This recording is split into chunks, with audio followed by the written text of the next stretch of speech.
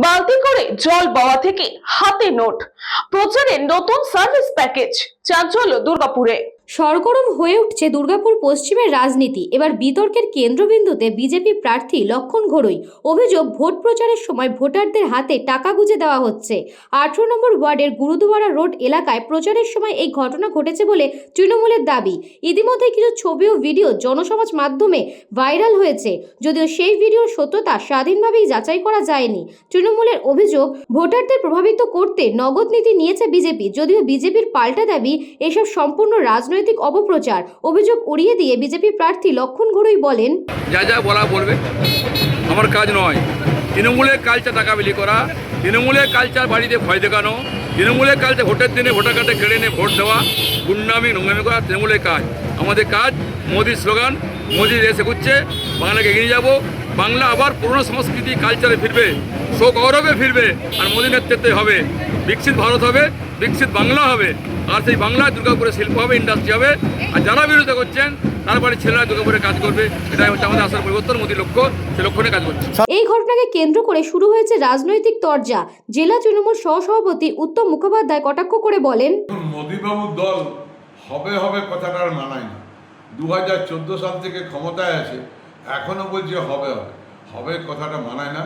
উনি বালতি করে জল বোয়াচ্ছেন, কাউকে পকেটে টাকা ভরে দিচ্ছেন, কারু হাতে টাকা দিয়ে দিচ্ছেন, এটা চলে না।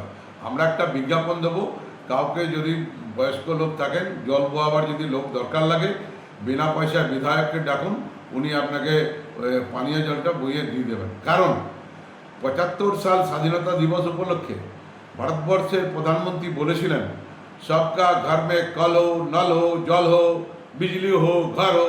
কিছুই হয়নি। আজকে 75 সাল থেকে 78 সাল পেরিয়ে গেল, 3 বছরে কিছু করতে পারে না। এই মোদীবাবুর দল কিচ্ছু করবে না। এরা খালি ভাঁওতা দিয়ে অ্যাক্টিং করে যেন সিনেমায় শুটিং করছে। এক গাদা মালা পরে নিয়ে, কপালে তিলক আর গেরুয়া বসন নিয়ে, হাতে বালতি নিয়ে জল বাড়িতে পৌঁছে দিচ্ছে। দেখুন কেমন বিধায়ক।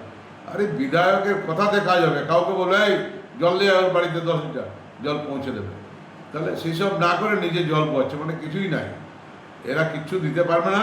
মমতা বন্দ্যোপাধ্যায় বাংলার মা হিসেবে প্রতিষ্ঠিত হয়েছেন, তিনি কাউকে এরকমভাবে বলেন না, তিনি তাকে সমস্ত কিছু ব্যবস্থা করেন। দুর্গাপুর পশ্চিমের তৃণমূল প্রার্থী কবি দত্ত সরাসরি আক্রমণ শানিয়ে বলেন, আমি জানি না, কিন্তু এই একটা যেটা ফটো আপনাদেরই একজন এইমাত্র আমাকে দেখালেন, দেখলাম যে তাতে উনি টাকা দিয়েছেন, সেটা কিন্তু ছবি শুদ্ধ প্রমাণ আছে।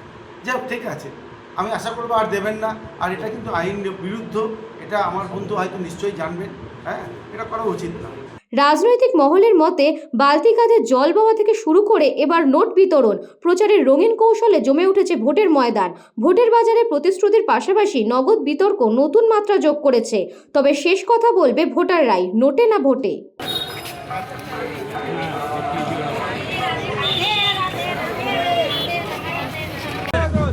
হাফ কিলোমিটার হাঁটতে হয়, হাফ কিলোমিটার জল নিয়ে যাওয়া, জল নেই, জল নেই। ঠিক আছে। Bidhanchandra গাঙ্গুলির report, news Banga time. St. Augustine's Day School, Barakpur. Success for every child.